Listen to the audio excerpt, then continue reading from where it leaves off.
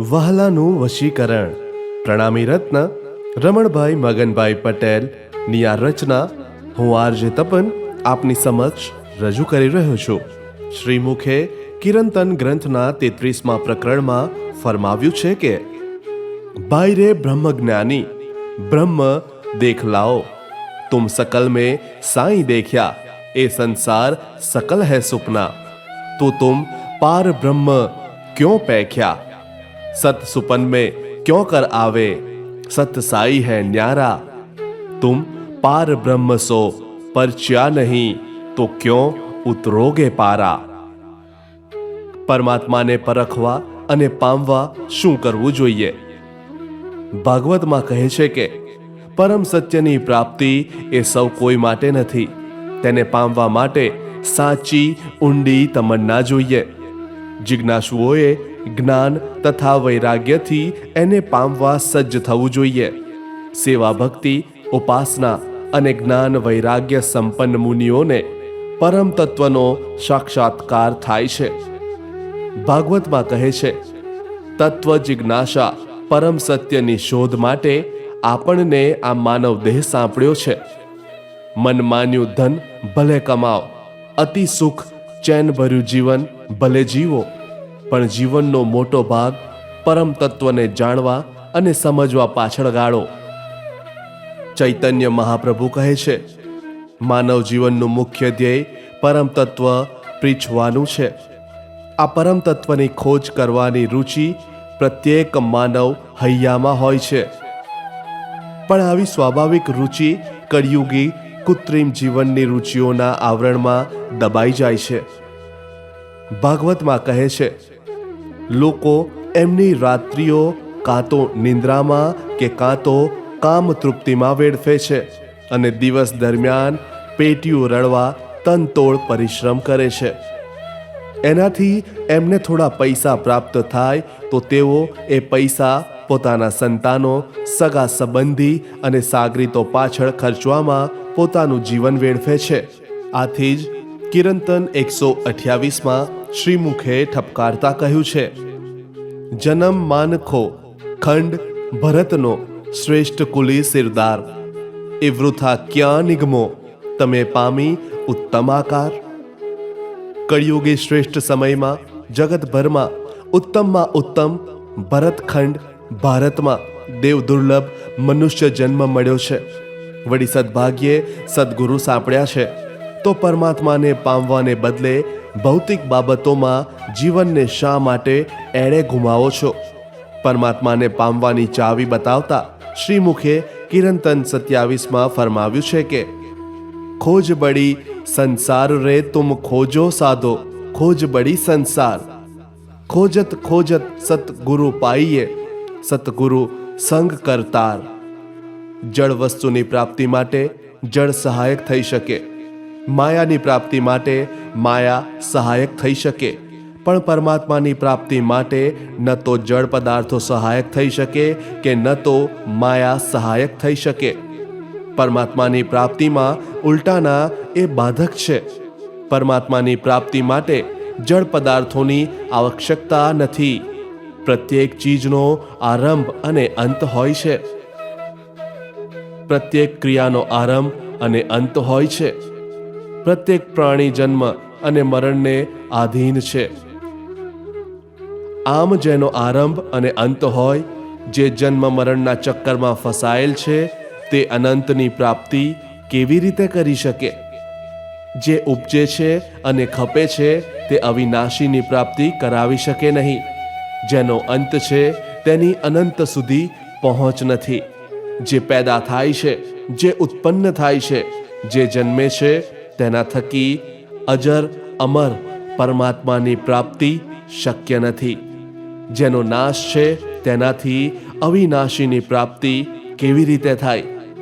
એનો અર્થ એ થયો કે જેનો નાશ નક્કી છે તેનો ત્યાગ કરવાથી પરમાત્માની પ્રાપ્તિ થાય.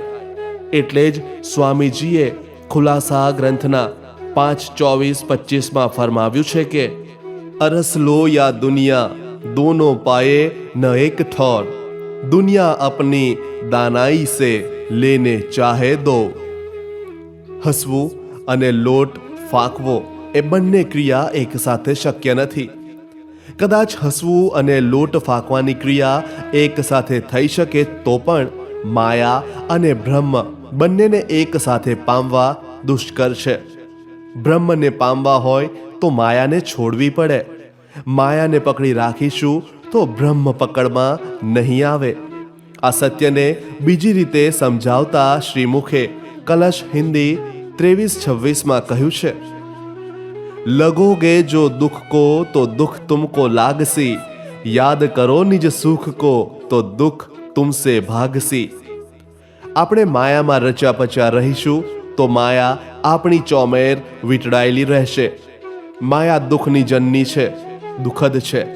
આપણે દુઃખદાયક માયાને વળગી રહીશું તો લાખ પ્રયત્ન કરવા છતાંય પરિણામે આપણે દુઃખી ને દુઃખી થવાના. પણ આપણે આપણા નિજ સુખ પરમ સુખને યાદ કરીશું તો આ દુનિયાવી દુઃખો આપણને ડરાવી શકશે નહીં. પરમાત્માને પામવા આપણે પુરુષાર્થ કરીશું તો માયાની આપણી ઉપર જે પકડ છે તે ઢીલી પડતી જશે અને માયાના બંધન તૂટતા જશે. એનો અર્થ એવો થયો કે પરમાત્માને પામવા હોય તો પરમાત્માની પ્રાપ્તિમાં જે અવરોધક છે તેને છોડવું જોઈએ. પણ એ છોડાય કેવી રીતે? એનો પણ રસ્તો છે. જે ચલાયમાન છે, જે નાશવંત છે, એનો મોહ છોડો. બચપણ આવ્યું પણ એ સદાકાળ રહેવાનું નથી. બચપણ પ્રતિક્ષણ જવાની તરફ આગે કૂચ કરતું જાય છે. બચપણ ચલાયમાન છે, એને પકડી રાખવું હોય તો પણ પકડી રખાતું નથી. એ રીતે જવાની પણ જવાની છે. લાખવાના કરીએ તો પણ જવાની તો જવાની જ, રહેવાની નહીં.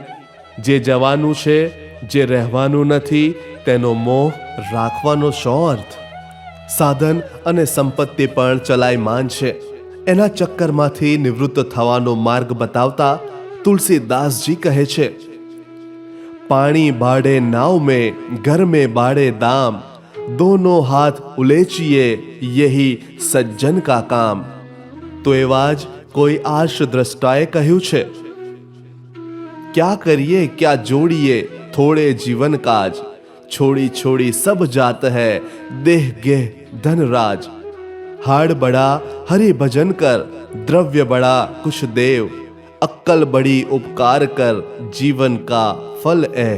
તમારો સમય, તમારી શક્તિ, તમારી સંપત્તિ, તમારું જીવન, તમારું તન મન ધન સગળું પરહિતમાં વાપરવા માંડો. તમે કહેશો કે અમારે અમારી વસ્તુ પોતાને માટે નહીં અને પારકા માટે શા માટે વેડફી દેવી? તુલસીદાસજી શંકાનું સમાધાન કરતા કહે છે કે પરહિત સમ નહીં ધર્મ રે ભાઈ, પર પીડા સમ નહીં અધમાઈ. એટલે જ આજીવિકા ઉપાર્જનની કામગીરી પછી જે સમય બચે છે તેમાંથી યથાશક્તિ સમય બીજાની સેવા શુશ્રૂષામાં વાપરો. તમોને કુદરતે અન્ય કરતા જે કંઈ વિશેષ શક્તિ દીધી હોય તેનો ઉપયોગ લોકહિત અને લોક ઉત્કર્ષ માટે કરો. તમે ચિત્રકાર હો તો એવા ચિત્ર દોરો જેનાથી માનવીનું ઉત્થાન થાય, માનવીનું પતન થાય એવા બીભત્સ ચિત્રો ન દોરતા. તમોને કુદરતે સુરીલો કંઠ દીધો હોય તો પરમાત્માના ગુણ ગીત ગાઓ. સિનેમાના ગીતો ગણગણીને તમોને પ્રાપ્ય વિશિષ્ટ કંઠને અભડાવશો નહીં. તમે એમ નહીં માનતા કે કુદરતે તમોને કંઈક વિશિષ્ટ શક્તિ પ્રદાન કરી જ નથી. હકીકતમાં દરેક નામાં કંઈક ને કંઈક વિશિષ્ટ શક્તિ છે જ. લખવાનું, ચિતરવાનું, ગાવાનું, લડવાનું, એમાંની કોઈ પણ શક્તિ તમારામાં ન હોય ત્યોય તમારામાં એવી કોઈ શક્તિ અવશ્ય છુપાયેલી છે જેના વડે તમે બીજાને કંઈક ને કંઈક ઉપયોગી થાવ. જીવનને સાર્થક કરવું જ હોય તો બીજાને ઉપયોગી થાવ. તમે બીજાઓ કરતાં અધિક સંપત્તિના માલિક હો તો એનો સંગ્રહ કરી રાખવા પ્રયત્ન કરશો તો પણ એ સંગ્રહી રહેવાની નથી. લક્ષ્મીનો સ્વભાવ જ ચંચળ છે, એ ચલાયમાન છે. જેમ બચપણ આવ્યું અને ચાલ્યું ગયું, જુવાની આવીને ચાલી ગઈ, એને પકડી રાખવી હોય તો પણ એ પકડમાં આવતી નથી અને ચાલી જાય છે, તેમ લક્ષ્મી પણ ચલાયમાન છે.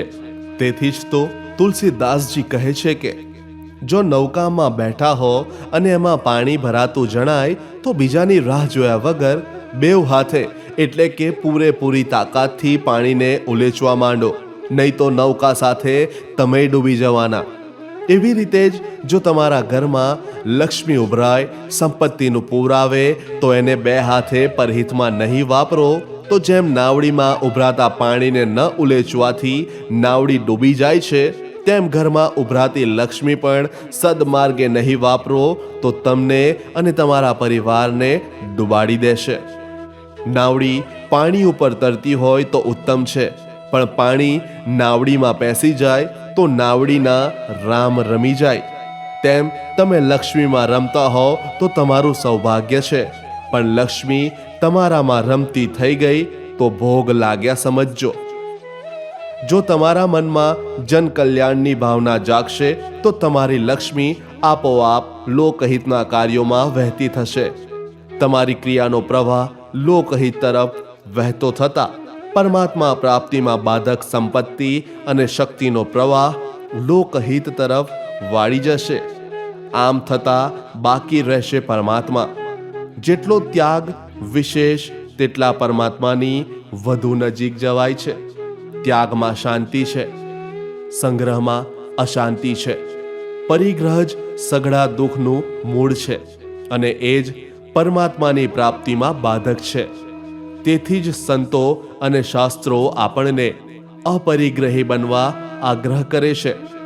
એનો અર્થ ઘર બહાર ફનાફાત્યા કરીને બાવા થવાનું નથી, પણ તમારી પાસે જે વધુકનું એક્સેસ છે તેનો જનહિત અર્થે, પરમાર્થ અર્થે સદુપયોગ કરો. તમારો સમય, તમારા સાધન સંપત્તિ અને શક્તિનો એકલા સ્વ માટે કે સ્વાર્થ માટે જ ઉપયોગ કરશો તો પરમાત્માની પ્રાપ્તિ નહીં થાય. એને પરમાર્થ અર્થે વાપરશો તો પરમાત્માની પ્રાપ્તિ સહજ બનશે. એ તો દીવા જેવી વાત છે કે પરમાત્મા પ્રાપ્તિમાં જે બાધક હતું તેનો પ્રવાહ તમારા પોતા તરફ વહેતો હતો, તે પ્રવાહને તમે લોકહિત તરફ વાળી દીધો. આમ થતા પરમાત્મા પ્રાપ્તિ માટે જે અવરોધ હતો તે દૂર થતા પરમાત્મા પ્રાપ્તિ શક્ય બને છે. માટે જ કહ્યું છે કે તેન ત્યક્તેન ભૂંજી થા. ગીતાકાર પણ 12:12 કહે છે કે ત્યાગચ્છા નિરંતરમ.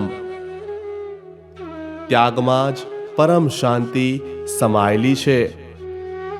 ત્યાગ કરવાનું કહ્યું એટલે કપડાં લતા ઉતારીને દિગંબર નહીં થઈ જવાનું, પણ જગતમાં જળકમળવત રહેવાનું ફરમાવતા સ્વામીજી કહે છે, જલમાં નાહીએ કોરા રહીએ જાગીએ માહે સુપન. જેમ કમળ જળમાં સદાકાળ રહે છે છતાંય એ જળને સ્પર્શવા દેતું નથી. કમળનું જીવન જળ છે છતાંય એ જળને સ્પર્શવા દેતું નથી. તેમ આપણે માયામાં રહેતા હોવા છતાંય માયાને સ્પર્શવા દેવાની નથી. તમારી પાસે ફાજલ સમય હોય તો લોકહિત કાજે વાપરો. ફાજલ સમય ન હોય તો સવારે કલાક વહેલા ઉઠીને પણ લોકસેવા કાજે ફાજલ સમય કાઢો. તમારી પાસે કુદરતી કોઈ વિશિષ્ટ શક્તિ હોય તો નવરાશના સમયે લોક કલ્યાણ અર્થે એનો ઉપયોગ કરો.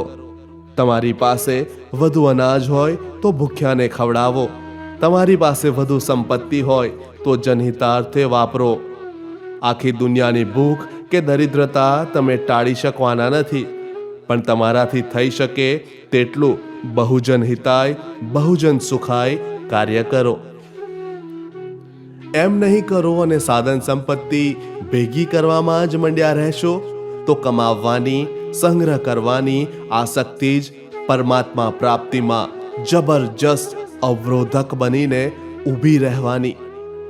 હું કંઈક થાવ, હું ટ્રસ્ટી થાવ, હું પ્રમુખ થાવ, હું પૈસાદાર થાવ, એવી લાલસા જ પરમાત્મા પથ પર બાધક છે. જેમ જેમ જળ વસ્તુ પ્રત્યેનું ખેંચાણ વધે તેમ તેમ પરમાત્મા તરફનું ખેંચાણ ઢીલું બનતું જાય છે. પરમાત્મા તરફ ખેંચાવવું જ હશે તો જળ વસ્તુ પ્રત્યેની પકડ ઢીલી કરવી જ પડશે. ગીતાકાર 2:44 કહે છે કે જળ વસ્તુઓમાં સુખ ભોગવવાની અને સંગ્રહ કરવાની જેને લાલસા અને આસક્તિ હોય તે પરમાત્મા પ્રાપ્તિને અર્થે ડગ પણ માંડી શકતો નથી. તો પછી પરમાત્માને પ્રાપ્ત કરવાની તો વાત ક્યાં રહી? શ્રી 108 ગુરુજી મંગલદાસજી કહેતા કે જળ સંપત્તિ, સોના, ચાંદી, ઝવેરાતને તમે તમારું માનો છો, પણ એ કદી તમે એમના છો એવું માનતા નથી.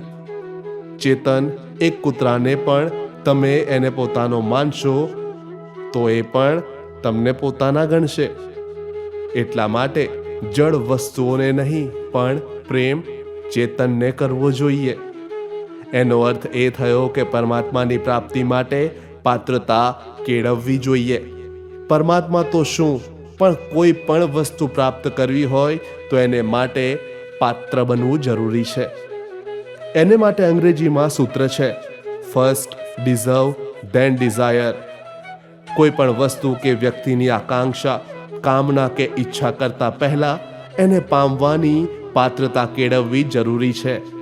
દૂધને ભરી રાખવું હોય તો લોટો, પવાલી કે તપેલી જેવું ચોખ્ખું વાસણ જોઈએ, પણ ચારણીમાં ભરીશું તો દૂધ કાણા વાટે નીકળી જવાનું. સ્વામીજીએ પાત્રતાની સમજ આપતા કિરંતન 128:59 કહે છે, કેસરી દૂધ કનક નારે પાત્ર વિના ન સમાય. બેહદવાણી કહે છે, પાત્ર વિના રસ કેમ રહે આવતો ઢોલાણો, પાત્ર હોતા તે પામિયા રસ અહીંયા બંધાણો. અગર આપણે પરમાત્મા પ્રાપ્તિ માટે પાત્ર બનીએ તો પરમાત્માને પામવામાં કશી વાર નથી. પરમાત્મા પ્રાપ્તિનું બીજું સોપાન સ્ટેજ છે. યત્ર તત્ર સર્વત્ર પરમાત્માને જોવા અને અનુભવવા અગર આપણું મન, ચિત્ત અને બુદ્ધિ પરમાત્મામય બની જાય તો પછી પરમાત્માની પ્રાપ્તિ સહજ બને. આપણે જેને શોધીએ છીએ તેનામય બની જઈએ તો એ આપણી સમક્ષ સાકાર થાય છે. કૃષ્ણ વિરહમાં તડફડતી ગોપીઓ કહે છે કે લાલી મેરે લાલ કી જીત દેખો તિત લાલ, લાલી દેખન મેં ગઈ મેં ભી હો ગઈ લાલ. કૃષ્ણ પ્રાપ્તિની ધૂનમાં ગોપીઓ પોતે કૃષ્ણમય બની ગઈ હતી અને બોલતી પણ હતી કે અહમ કૃષ્ણ, અહમ કૃષ્ણ. બ્રહ્મની ખોજ કરવા વાળા ઋષિ મુનિઓ પણ અહમ બ્રહ્માસ્મિ બોલ્યા કરે છે. કૃષ્ણને પામવા હોય તો કૃષ્ણમય બનવાનું કહ્યું છે. શિવને ભજવા હોય તો શિવમય બનવાનું કહ્યું છે. જે વસ્તુની પ્રાપ્તિ કરવી હોય તે વસ્તુમય બન્યા વગર તેની સાચી સિદ્ધિ મળતી નથી. એટલે જ કહે છે, શિવો ભૂત્વા શિવમ યજેત, કૃષ્ણો ભૂત્વા કૃષ્ણમ યજેત. કૃષ્ણને પ્રાપ્ત કરવા હોય તો કૃષ્ણ જેવા બનીને એને ભજો. કૃષ્ણ જેવા બનવું એટલે કૃષ્ણ જેવો વેશ પરિધાન કરીને કૃષ્ણ જેવા દેખાવાનો પ્રયત્ન નથી કરવાનો, પણ કૃષ્ણના ગુણ, કૃષ્ણનું વ્યક્તિત્વ આપણે આપણામાં ખીલવવાનું છે. જેની ઉપાસના કરતા હોઈએ તેના ગુણો આપણા જીવનમાં પ્રગટ થવા જોઈએ. મતલબ કે ઉપાસ્યના ગુણો ઉપાસકમાં સંક્રાંત થવા જોઈએ.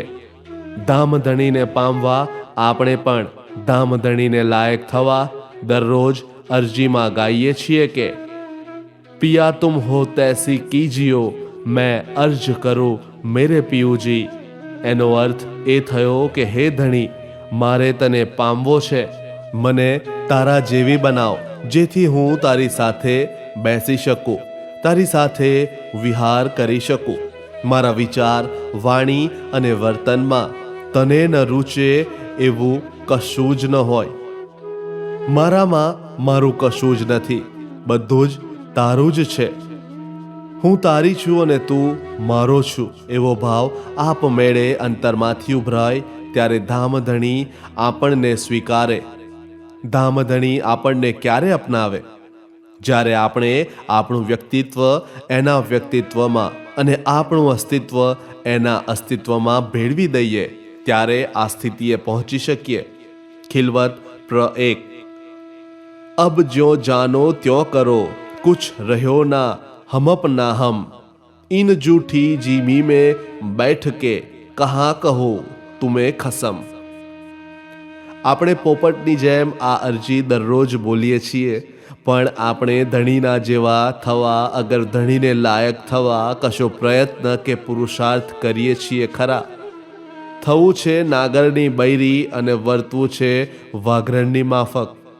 વાઘરણનો વિચાર, વાણી અને વર્તણૂક છોડીને નાગરણના વિવેક, વાણી, વર્તણૂક કેળવાય તો નાગરનું ઘર માંડવાનું નસીબમાં થાય પણ ખરું.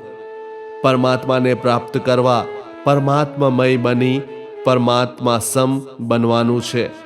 એની ચાવી બતાવતા શ્રીમુખે ખિલવત ગ્રંથના 2 પ્રકરણમાં કહ્યું છે, જાહેર બાહરે બાતૂન અંદર અંતર તુમ, કાહુ જરે જેતી જાયગા નહીં ખાલી વિના ખસમ.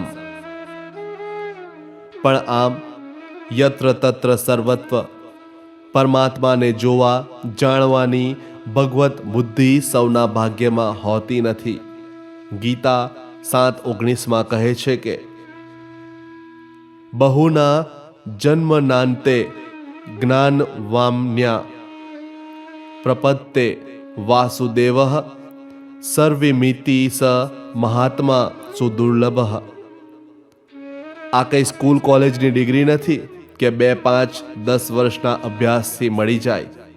ગીતા તો કહે છે બહુના જન્મનાંતે, હજારો જન્મોનો અંતે પૂર્વના પુણ્ય હોય તો પરમાત્મા બુદ્ધિ જાગૃત થાય. યત્ર તત્ર સર્વત્ર પરમાત્માનો ભાસ તો કોક વિરલા મહાત્માને જ થાય. સ્વામીજીએથી આગળ વધીને સનદ ગ્રંથના 5મા પ્રકરણમાં કહે છે, ऐसा तो कोई न मिला जो दोनों पार प्रकाश, मगन पिया के प्रेम में भी शानप ज्ञान उजास. ગોપીઓને સર્વમાં કૃષ્ણનો ભાસ થતો હતો, જ્યારે આપણને ગુરુમાં, આચાર્યમાં, પરમહંસમાં, સંતોમાં, પરમાત્માની નજીક પહોંચેલા સુંદર સાથમાં પણ પરમાત્માનો ભાસ થતો નથી. થાય જ ક્યાંથી? આપણી આવી દશા છે. આપણી આ કફોડી સ્થિતિમાંથી આપણે ભગવત દ્રષ્ટિ કેળવવાની છે. ભગવત દ્રષ્ટિ કેળવવા માટે પહેલા સાધુ દ્રષ્ટિ અને દેવ દ્રષ્ટિ કેળવવાની જરૂર છે. દ્રોણાચાર્યે યુધિષ્ઠિરને પૂછ્યું, વત્સ, આ સભામાં દુર્જન કોણ છે? યુધિષ્ઠિરે કહ્યું, મને તો કોઈ દુર્જન દેખાતું નથી. એ પછી દ્રોણાચાર્યે દુર્યોધનને પૂછ્યું, આ સભામાં સજ્જન કોણ છે? ત્યારે દુર્યોધને કહ્યું, મને આ સભામાં કોઈ સજ્જન દેખાતો જ નથી. સભા એક જ હતી. યુધિષ્ઠિરને કોઈ દુર્જન ન દેખાયો, બધા સજ્જન દેખાયા. જ્યારે દુર્યોધનને કોઈ સજ્જન જ ન દેખાયો, એનો અર્થ કે બધા દુર્જન જ દેખાયા. આપણી દ્રષ્ટિ દુર્યોધન જેવી છે, તેને પલટાવીને યુધિષ્ઠિર જેવી કરવાની છે. આવી સાધુ દ્રષ્ટિ થતાં આપણને આજ સુધી બધાના અવગુણો દેખાતા હતા, તેને બદલે બધાના ગુણ દેખાશે. આપણે બધાના ગુણ જોઈશું એટલે એમના ગુણ આપણામાં આવશે. જે બીજાનામાં અવગુણ જુએ છે તેનામાં સામેવાળાના અવગુણો આવે છે. એટલે સ્વામીજીએ ફરમાવ્યું છે કે અવગુણ કાળે ગુણ ગ્રહે હારે સે હોય જીત. આવું થાય તો આપમેળે ધર્મપરાયણ બનાય. ધર્મપરાયણ બન્યા એટલે પરમાત્મા પરાયણ બનતા વાર નહીં લાગે. પરમાત્મા પરાયણ બનતા સઘળી આદિ, વ્યાધિ અને ઉપાધિનો અંત આવી જાય છે. દુનિયાવી દુઃખ દૂર કરવાનો આ સિવાય બીજો કોઈ ઉપાય કે ઈલાજ નથી. હોય તો બતાવજો. મનુષ્ય જીવનનું લક્ષ્ય પરમાત્મા પ્રાપ્તિ છે, એટલે પરમાત્મા પ્રાપ્તિમાં જે કંઈ અવરોધ હોય તેને હટાવીને જીવન લક્ષ્ય સિદ્ધિમાં જુટાવી દેવું જોઈએ. જે લોકો ભૌતિક ચીજ વસ્તુઓ મેળવવામાં અને ભેગી કરવામાં લાગ્યા રહે છે તે પરમાત્માને પામી શકતા નથી. જેમનું લક્ષ્ય ભૌતિક સંપત્તિ છે તે કદાચ ભૌતિક સંપત્તિ પ્રાપ્ત કરે પણ પરમાત્માને તો પ્રાપ્ત ન જ કરી શકે. જે પરમાત્મા પ્રાપ્તિ અર્થે સર્વસ્વ સમર્પી દે છે તે પરમાત્માને પ્રાપ્ત કરે છે. તે પછી એને કશું પામવાનું રહેતું નથી. પરમાત્મા પ્રત્યેનો અનુરાગ પરમાત્માને પામવાનું સર્વોત્તમ સાધન છે. અનુરાગ ભર્યો સમર્પણ ભાવ પરમાત્માને પામવા માટે ત્રીજી પગથી સ્ટેજ છે. પરમાત્મા પ્રત્યે અનુરાગ થાય તો લૌકિક ભોગ વિલાસમાં આપોઆપ વિરાગ થાય છે. પરમાત્મા પ્રત્યે જેમ જેમ અનુરાગ વધતો જાય તેમ તેમ ભોગ વાસના એને ભોગ આસક્તિ શમતી જાય છે.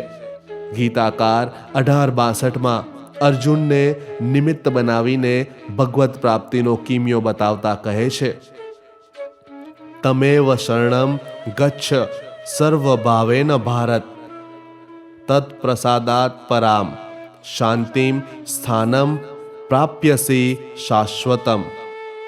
હે ભારત, તું સર્વ પ્રકારે સઘળા ભાવથી પરમાત્માનું શરણું સ્વીકાર. એ પરમાત્માની કૃપાથી તને પરમ શાંતિ અને સનાતન ધામની પ્રાપ્તિ થશે. ભવસાગરમાંથી છૂટવાનો સર્વોત્તમ ઉપાય છે પરમાત્માની શરણાગતિ.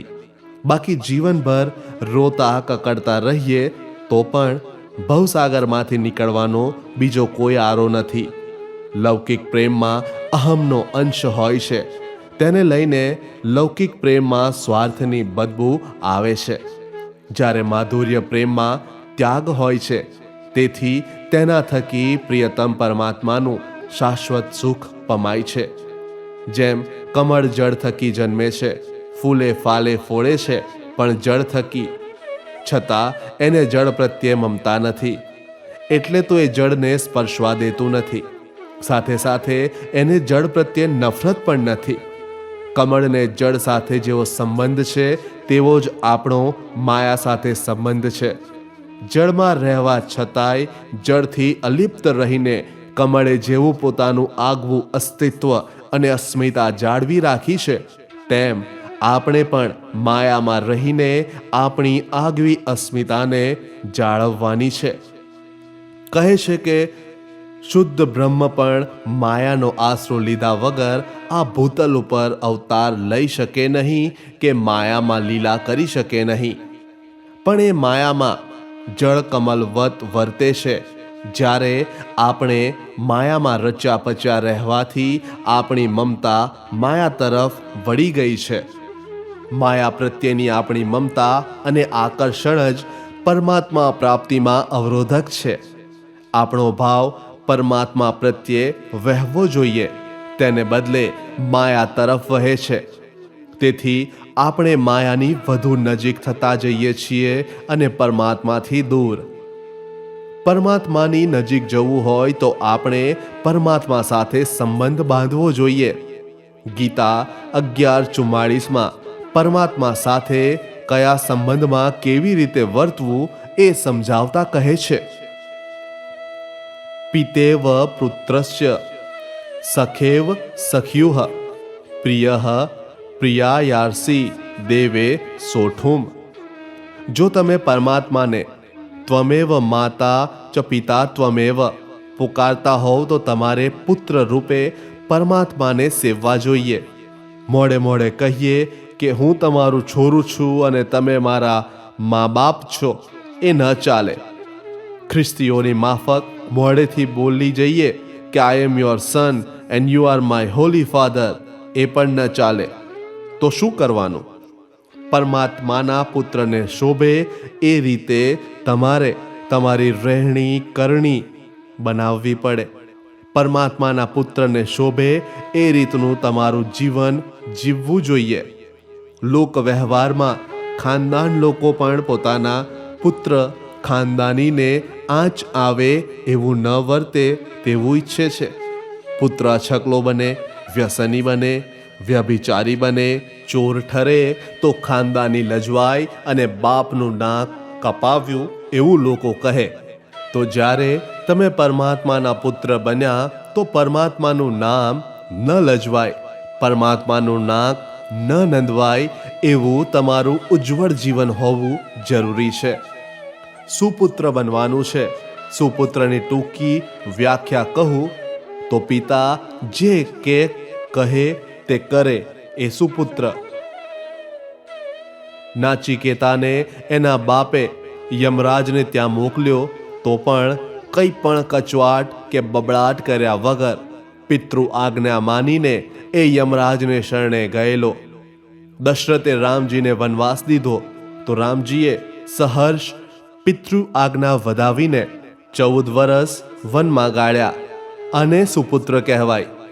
મતલબ કે પરમાત્મા જે સ્થિતિમાં રાખે તે સ્થિતિમાં જરાય પણ કચવાટ, બબડાટ કે ફરિયાદ કર્યા વગર એની મરજીએ મારી ખુશી એવું સમજીને જીવન જીવીએ તો પરમાત્માનું પુત્રત્વ પ્રાપ્ત કર્યું કહેવાય. તમે પુત્રત્વ દાખવશો તો એ અવશ્ય વાત્સલ્ય દાખવશે. તમે જો પરમાત્માને ત્વમેવ બંધુ ચ સખા ત્વમેવ કહીને સખા માનતા હોવ તો તમારે એના સખા બનવાને લાયક જીવન જીવવું જોઈએ. તુમ દુલ્હા મેં દુલ્હીન કહીને તમે પરમાત્માને પ્રિયતમ માનતા હોવ તો એની પ્રિયતમાને શોભે એવી તમારી રહેણી કરણી રાખવી ઘટે. તમારી વાણી, વર્તન અને વ્યવહાર પરમાત્મા વધુને શોભે તેવી રાખવી જોઈએ. તમારા દિલમાં પરમાત્મા પ્રત્યે પ્રીતિભાવ ઉભરાવવો જોઈએ. એટલે જ શ્રી મુખે ફરમાવ્યું છે કે સખી ભાવે ભજીએ ભરથાર. પરમાત્મા પ્રત્યે પ્રીતિભાવ લાવવા તમારા દિલમાં પત્ની ભાવ જાગૃત હોવો જોઈએ. પરમાત્માને નર્યા પતિ ભાવથી સેવવાના નથી, પણ પતિવ્રતા ભાવે સેવવાના છે. પતિ પત્નીનો સંબંધ દાંપત્ય સંબંધ છે, પણ એમાં પ્રેમની પરાકાષ્ઠા નથી. જ્યારે પતિવ્રતા ભાવમાં પત્ની પોતાનું અસ્તિત્વ અને અસ્મિતાનું સઘળું પતિને સમર્પી દે છે. પત્ની અને પતિવ્રતામાં ફરક છે. પત્ની કહ્યાગ્રી હોવાનો દેખાવ કે ડોળ કરે, પણ પતિ કહે એ બધાનો અમલ એ ન પણ કરે. પતિ કહે કે ચા બનાવો ત્યારે પત્ની કહે હજુ 3 નથી વાગ્યા, અત્યારથી શાની ચા? હમણાં મારી બહેનપણી આવવાની છે ત્યારે સાથે લગી ચા મૂકીશું. પત્ની પતિ ઉપર છણકોઈ કરે, પતિને ધમકાવે અને મારે પીટાઈ ખરી. પ્રસિદ્ધ સંત તુકારામની પત્ની એવી કર્કશા હતી. એક વખત તુકારામને શેરડી લાવવાનું શ્રીમતીએ ફરમાન કરેલું. તુકારામ શેરડીના 4 સાંઠા લઈને આવતા હતા. રસ્તામાં 3 સંતો મળ્યા. તુકારામે દરેકને એક સાંઠો આપી દીધો. ઘેર 1 સાંઠો લઈને આવ્યા એટલે શ્રીમતીજી તુડુક્યા. 1 જ સાંઠો લઈને આવ્યા, તે ઘરમાં તમે એકલા જ ખાનાર છો, બીજા નથી? તુકારામ નમ્રતાથી બોલ્યા. લાવ્યો હતો તો 4 સાંઠા, પણ રસ્તામાં સંતો મળી ગયા એટલે 3 સાંઠા એમને આપી દીધા. એ સાંભળતા જ શ્રીમતીજીનો પિત્તો છટક્યો. તુકારામના હાથમાં શેરડીનો સાંઠો જૂઠવીને તુકારામના બરડામાં 2-4 ઝાપટી દીધા. સારું થયું, સાંઠાને 2 ટુકડા થઈ ગયા, નહીં તો તુકારામનું આવી બન્યું હતું. સોક્રેટિસની બૈરી જેન્થિપી પણ આવી જ કર્કશા હતી. એક વખત એ સોક્રેટિસ ઉપર બગડી. સોક્રેટિસને તો પડ્યું પનારો નભાવવાનું હતું, એટલે બોલ્યા ચાલ્યા વગર કપડાં પહેરીને બહાર જવા નીકળ્યો તો જેન્થિપીએ એની ઉપર એઠવાડો ઢોળ્યો. સોક્રેટિસ બોલ્યો, ગરજ્યા પછી વર્ષા ન થાય તો જ નવાય. શ્રીલ પ્રભુપાદની ધર્મપત્નીનું નામ રાધાબાઈ હતું. રાધાબાઈ ચાના બહુ શોખીન હતા. શ્રીલ પ્રભુપાદ સૌને ચા છોડાવવાનું ઉપદેશે અને રાધાબાઈ ઘરમાં 4 વખત ચાનું તપેલું ચડાવે. એક વખત શ્રીલ પ્રભુપાદે કહ્યું, આ ઘરમાં કાં તો ચા રહે કાં તો હું. ત્યારે રાધાબાઈ બોલેલા, આ ઘરમાં ચા રહેશે, તમારે ન રહેવું હોય તો ભલે. રાધાબાઈના આ બોલે ચમત્કાર સર્જ્યો. શ્રીલ પ્રભુપાદે ગૃહસ્થી છોડી જગતભરમાં હરે રામ હરે કૃષ્ણની જેહાદ જગાવી. રાણી પિંગળા અશ્વશાળાના નાયકને પ્યાર કરે છે એવું જાણીને રાજા ભૂર્તહરિને પ્રબળ વૈરાગ્ય જાગૃત થયો. રાજપાટ છોડીને એણે ફકીરી લીધી. એટલે જ ઘણે ભાગે સંતો, ફિલોસોફરો અને રાજનીતિજ્ઞોને બનાવનાર સ્ત્રી હોવાનું કહેવાય છે. આમ પત્ની પ્યાર પણ કરે અને પીટે પણ ખરી, ખાવાનું આપે પણ અને ખાવા પચવા પણ ન દે, તમને આવકારે ખરી અને તમને અવગણે પણ ખરી. જ્યારે પતિવ્રતા નારી પતિ એને પ્યાર કરતો હોય કે પીટતો હોય તો પણ જીવનભર એ પતિનિષ્ઠ રહે છે. કર્ણાટકના સુપ્રસિદ્ધ સંત તિરુવલ્લીવરને એક મહાત્માએ પૂછ્યું કે સંન્યાસ શ્રેષ્ઠ કે ગૃહસ્થશ્રમ શ્રેષ્ઠ? ત્યારે જવાબ આપવાને બદલે સંત તિરુવલ્લીવર પ્રશ્ન કરતા મહાત્માને પોતાના ઘરે લઈ ગયા. તિરુવલ્લીવરની ધર્મપત્ની વાસુકી પતિવ્રતા હતી. તિરુવલ્લીવરને આવતા જોઈને આવકાર્યા. તિરુવલ્લીવરે કહ્યું, અતિથિ જમનાર છે. વાસુકીએ બંનેને જમવા બેસાડી ભાતને ઠંડો કરીને પીરસ્યો. છતાંય તિરુવલ્લીવરે સિસકારો બોલાવતા કહ્યું, ભાત ગરમ છે, મારો હાથ દાઝી ગયો. વાસુકીએ જાતે જ ભાતને ઠંડો કરીને પીરસ્યો હતો, છતાં એ બોલી, નહીં કે ભાત ઠંડો છે અને તમને ગરમ શાનો લાગે છે? એ તો પતિએ જેવું કહ્યું કે ભાત ગરમ છે એટલે કશી પણ દલીલ કર્યા વગર પીરસેલા ભાતને પંખો કરવા લાગી. ભર બપોરે જમીને ઉઠ્યા પછી તિરુવલ્લીવર બોલ્યા, અંધારું થઈ ગયું છે, મને કલમ જડતી નથી, દીવો લાવો. ખરેખર ભર બપોર હતી, અંધારું હતું જ નહીં, તો પણ પતિના વચનમાં વિશ્વાસ રાખીને એ દીવો લઈને ગઈ. મહાત્માએ જતા જતા કહ્યું, તમે મારા પ્રશ્નનો ઉત્તર ન આપ્યો. ત્યારે તિરુવલ્લીવરે કહ્યું, મેં પ્રત્યક્ષ પ્રમાણથી તમારા પ્રશ્નનો જવાબ આપ્યો છે. ભાત ઠંડો હતો, મેં ગરમ હોવાનું બહાનું કાઢ્યું તો પત્ની મારામાં વિશ્વાસ રાખીને પંખો કરવા લાગી. ભર બપોરે અંધારું હોવાનું કહ્યું તો દીવો લાવી. આવી પતિવ્રતા પત્ની હોય તો ગૃહસ્થી શ્રેષ્ઠ. પણ જો ગૃહસ્થીમાં પત્ની વિવાદ અને વિરોધાભાસ વાળી હોય તો સંન્યાસ શ્રેષ્ઠ. ભારતીય ઇતિહાસ પતિવ્રતા નારીઓથી ભર્યો પડ્યો છે. પતિવ્રતા નારીઓ પર લખે જાઓ તો અંક ઓછો પડે. પુસ્તક થાય પણ પ્રતિષ્ઠાનપુરની સતી સાંડલીની કથા કહી દઉં.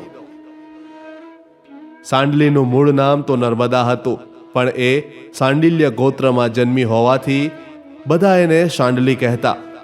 એક શ્રીમંત બ્રાહ્મણ કૌશિક સાથે એનું લગ્ન થયેલું. શ્રીમંતાઈ જીરવવી અઘરી છે.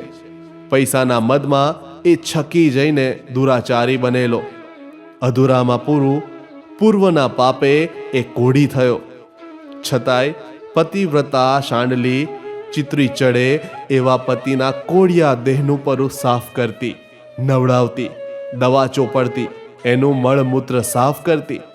એટલું જ નહીં, પરમેશ્વરની જેમ એનું પૂજન કરતી અને પ્રેમથી જમાડતી હતી. આવી પતિ સેવા પારાયણ પત્ની હોવા છતાંય એનો ક્રોધી પતિ એને ન કહેવાના વચનો કહીને ધમકાવતો અને ફટકારતો.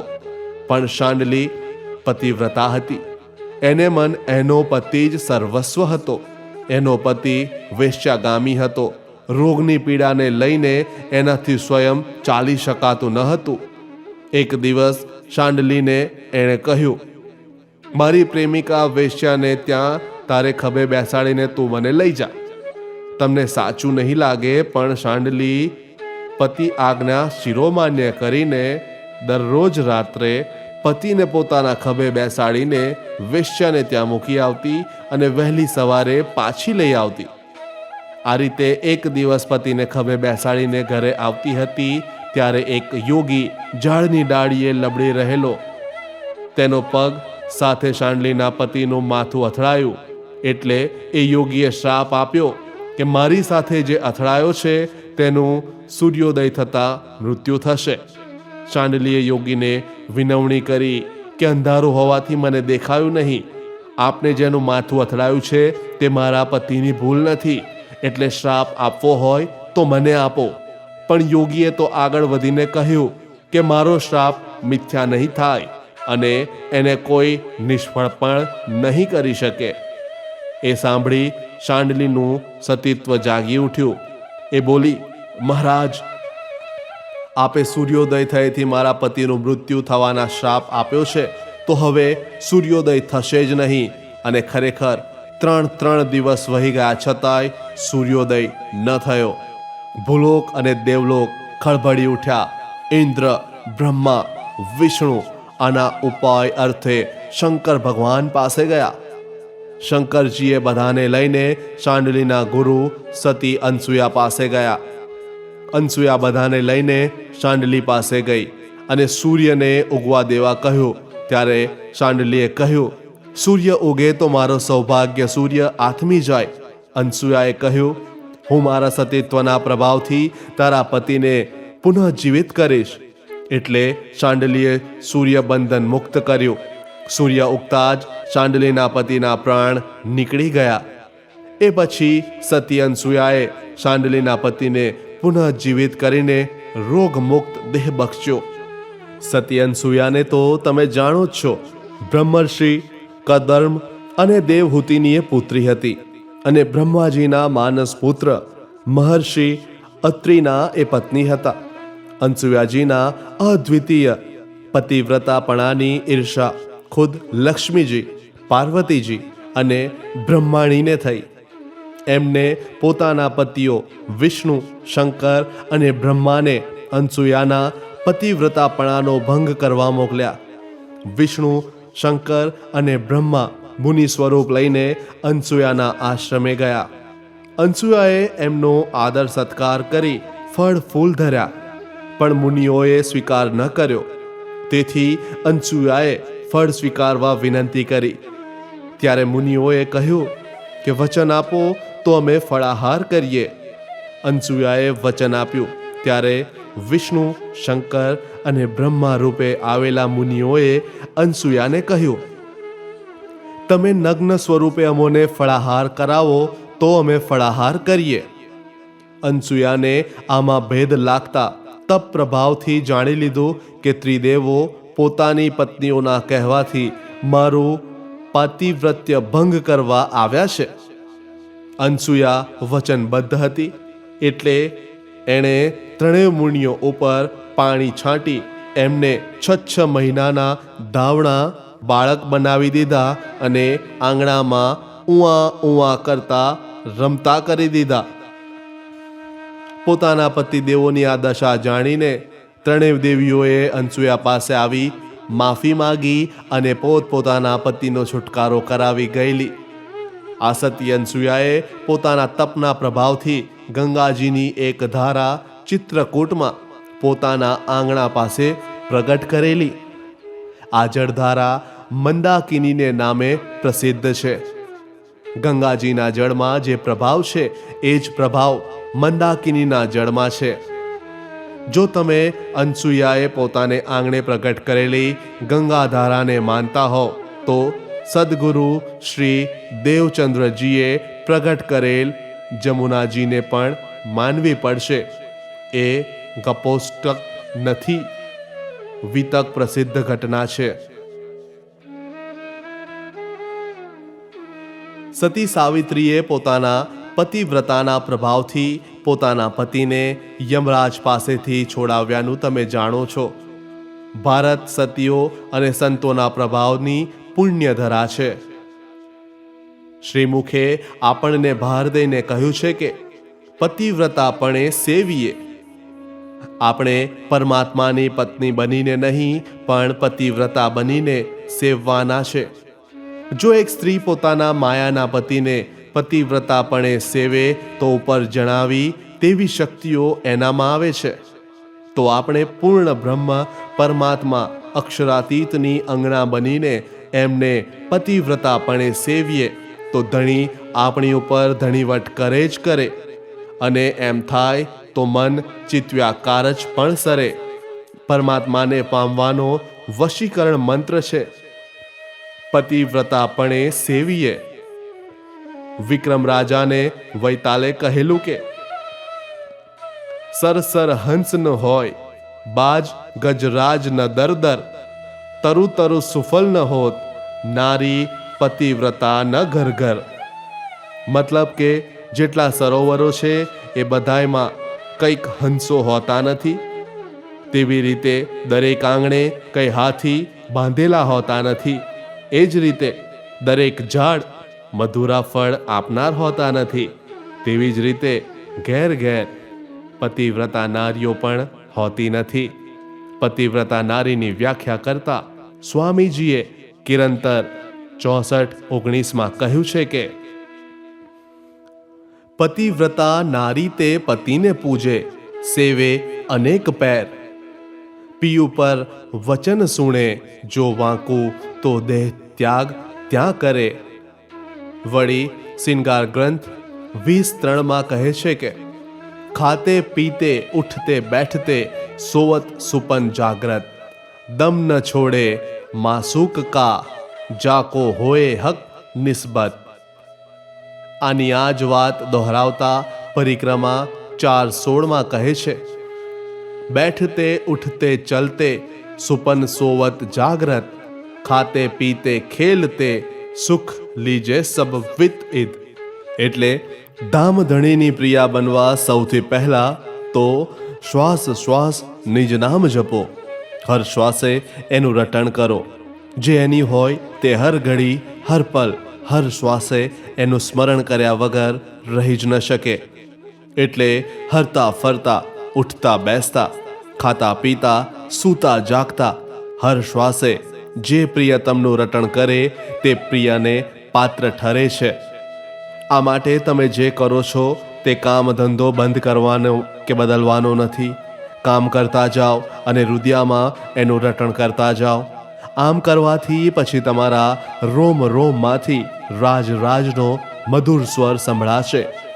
જાનબાઈ ગરીબ હતી, છાણા થાપીને ગુજારો કરતી હતી. એક વખત કોઈએ એના છાણા ચોરી લીધા. જાનબાઈએ ગામના મુખી પટેલને ફરિયાદ કરી. મુખીએ કહ્યું બધાયના છાણા એક સરખા હોય છે, એમાંથી તારા છાણા ઓળખવા શી રીતે? ત્યારે જાનબાઈએ કહેલું કે હું છાણા થાપતી વખતે વિઠોબા વિઠોબાનું રટણ કરું છું, એટલે મારા છાણામાંથી વિઠોબા વિઠોબાનો ધ્વનિ સંભળાશે. સાચે સાચ મુખીએ આજુબાજુવાળાના છાણા કાને ધરતા એમાંથી કેટલાક છાણામાંથી વિઠોબા વિઠોબા અવાજ સંભળાતો હતો. મુખીએ એ રીતે જાનબાઈના ચોરેલા છાણા શોધીને જાનબાઈને સુપ્રત કરેલા.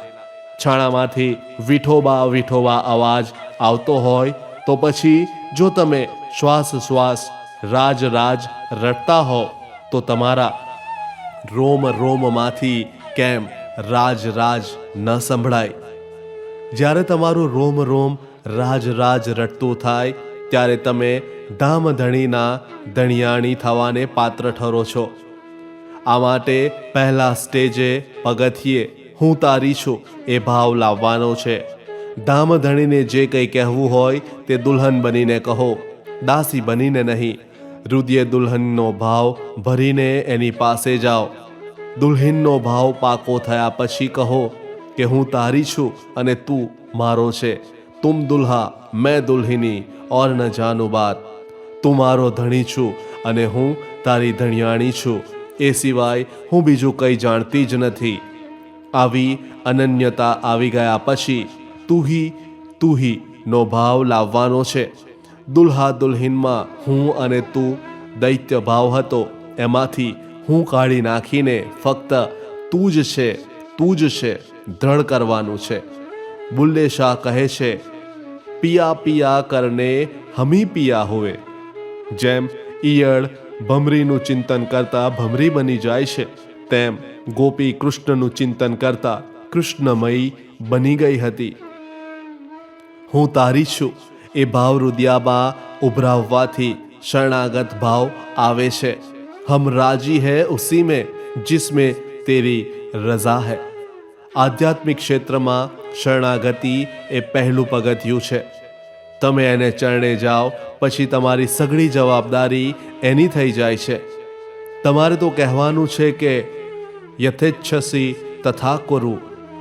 ધણી તારી ઈચ્છા હોય તેમ કર, તને ઠીક લાગે તેમ કર. આ સમર્પિત સખી ભાવ છે. વિશ્વાસઃ સખ્ય લક્ષણમ. આપણું જીવન ધામધણીના ચરણોમાં ધરી દીધા પછી આપણે ચિંતા મુક્ત થઈ જઈએ છીએ. આ જગતમાં ચિંતા કોઈને છોડતી નથી, પણ આપણે ધામધણીને હું તારી છું કહીને શરણે જઈએ તો ચિંતા મુક્ત બનાય છે. આપણે હું તારી છું કહીને સમર્પિત થઈએ, પણ એ આપણને તું મારી છું કહીને સ્વીકારે તો સમર્પણ સાર્થક થાય. એ માટે બીજું પગથિયું ચડવું પડશે. પહેલે પગથિયે ભાવ લાવ્યા કે હું તારી છું. હવે એમાં સર્વભાવથી ઉમેરવાનું છે કે તું મારો છે. એટલે હવે બોલશે હું તારી છું અને તું મારો છે. તુમ દુલ્હા મેં દુલ્હિની ઓર ન જાનું બાત. તું મારો ધણી અને હું તારી ધણિયાણી. બસ એ સિવાય બીજું કંઈ હું જાણતી નથી. જ્યારે કોઈ છોકરી કોઈ છોકરામાં પતિ ભાવ લાવીને હાથ સોંપે છે ત્યારથી એ પત્ની બની જાય છે. આપણે સર્વભાવથી ધામધણીના પત્ની બની જતા એ ધણીવટ દાખવીને આપણું સઘળું યોગક્ષેમ વહન કરે છે. એથી આગળ વધીને શ્રી મુખે કલશ હિન્દી 2366 કહ્યું છે કે इंद्रावती के मैं अंगे संगे इंद्रावती मेरा अंग. जो अंग सौंपे इंद्रावती को ताए प्रेमे खिलाव रंग. ત્રીજું પગથિયું ચડવું જરા અઘરું છે, પણ મુશ્કેલ તો નથી જ. તમે તો નિસ્બતી છો, તમારે માટે જરાય અઘરું નથી. પતિ પત્ની ભાવમાં દૈત્ય આવે છે. તુમ અને મેં, હું અને તું. પ્રેમ ગલી અતિ સાંકરી તા મેં દો ન સમાય. પ્રેમની પરાકાષ્ઠામાં અદ્વૈત ભાવ ઉભરાય છે. આવો ભાવ ઉભરાય ત્યારે હું અને તુંમાંથી હું અદૃશ્ય થઈ જાય છે અને રહી જાય છે તું હી તું. આત્માનું વિકસિત રૂપ પરમાત્મા છે. બી વિકસિત થઈ અંકુરિત થાય પછી બી રહેતું નથી, વૃક્ષ રહે છે. તેમ આત્મા વિકસિત થાય પછી તે પરમાત્મામાં લીન થઈ જાય છે. પતિમય થઈ જવું હોય તો આ સિવાય બીજો કોઈ ઈલાજ નથી. આવો ભાવ ત્યારે જ આવે જ્યારે આપણે પતિવ્રતાપણે સેવીએ. પતિવ્રતાપણું અતિ દુષ્કર છે. મહાવિદ્વાન જૈમિનીએ ભારત ગ્રંથ લખ્યો છે. તેમાં 5 પાંડવો અને દ્રૌપદીના નવરાશના સમયમાં જ્ઞાન ગોષ્ઠીના પ્રસંગમાં દ્રૌપદીનો વારો આવતા અતિ ચતુરાઈપૂર્વક સત્યને કહેતા બોલી છે પંચમે પતયસ્યંતિ મહ્યમ યષ્ટો મિરોચતે પુરુષાણા અભાવેન સર્વાનાર્ય પતિવ્રતા. મારે 5 પતિ 5 ઇન્દ્રિયો છે, તેમ છતાંય મારું મન છઠ્ઠા પતિ ઇન્દ્રિય માટે ઝૂરે છે. જગતની સર્વ સ્ત્રીઓ પર પુરુષના સહવાસના અભાવે જ પતિવ્રતા હોય છે. પાંચેય પતિ સમક્ષ ચતુરાઈથી દ્રૌપદી રહસ્યસભર સત્ય ઉચ્ચારતા કહી દે છે કે મન જ્યાં સુધી ઇન્દ્રિયોના સહવાસમાં છે ત્યાં સુધી પવિત્ર નથી રહેવાનું. સ્ત્રીઓ પણ પરપુરુષનો સહવાસ શક્ય ન હોય ત્યાં સુધી જ પવિત્ર રહે છે. પતિવ્રતાપણું જાળવવું કેટલું દુષ્કર છે એ દ્રૌપદી જેવી સતી સ્વાનુભવે કહે છે. સ્વામીજી એટલે જ ભારપૂર્વક કહે છે કે પતિવ્રતાપણે સેવીએ ન થાય વેશ્યા જેમ. ધામધણીની કૃપા દ્રષ્ટિથી હું ઘણા બધા સુંદર સાથ અને સંતોના સંપર્કમાં આવ્યો છું.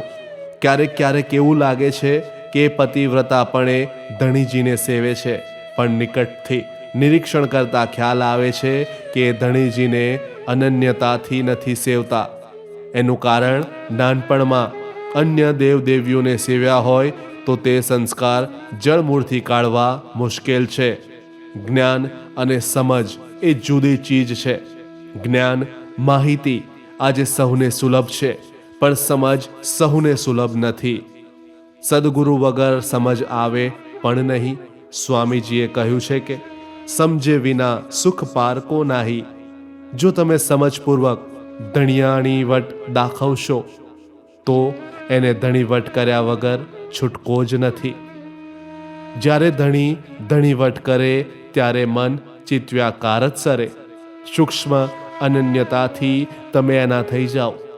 તમારે આટલું જ કરવાનું છે. આવી અનન્યતા આવે તો તમે અષ્ટપહર દિન 64 ઘડિયા સદા રાજ કર્યા વગર રહી જ ન શકે.